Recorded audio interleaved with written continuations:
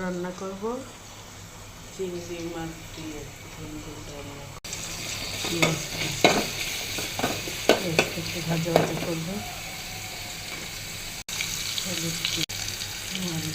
লবণ দেব সামান্য, লাইট দিয়ে আপনারা আমাকে আদা রসুন দেবো অল্প, দিলে মশলা কম দিব, আমি মশলা বেশি খাই দেখে বেশি গুলা দিব। আধা ভাজা করে রেখেছিলাম ওগুলা দিয়ে দিলাম।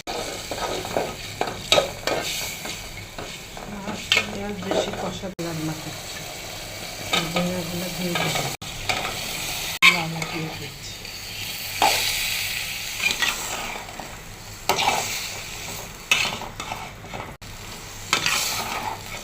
আলু দিলে ভালো লাগে অনেক, আলু দিয়ে আমি আলু দিই না, আলু আমার থেকে একটা ভালো লাগে না। পানি দিয়ে এটা রান্না করবো, কোনো পানি দেব না, এটার পানি দিয়ে এটা রান্না করবো। এখান থেকে প্রচুর পানি উঠবে, এই পানি দিয়ে ঝোলটা রান্না করব। খালি একটু পানি দিব, এক হাতের এক মুঠ পানি দিব, এতটুকু এটা দিয়েই রান্না করব। আর পানি দিব ঝোলগুলো, পানি উঠে প্রচুর, ঝিঙা ঝোল লাউ এগুলো পানি উঠে। টাটকা হলে প্রচুর পানি উঠে, আর বাসি হয়ে গেলে শুকায় যায়। আমার হয়ে গেছে, এটার পানি দিয়ে আর একটু সিদ্ধ করবো, সিদ্ধ করলেই রান্না হয়ে গেছে। রান্না হয়ে গেছে, আর দুপুরে রান্না হয়ে গেছে।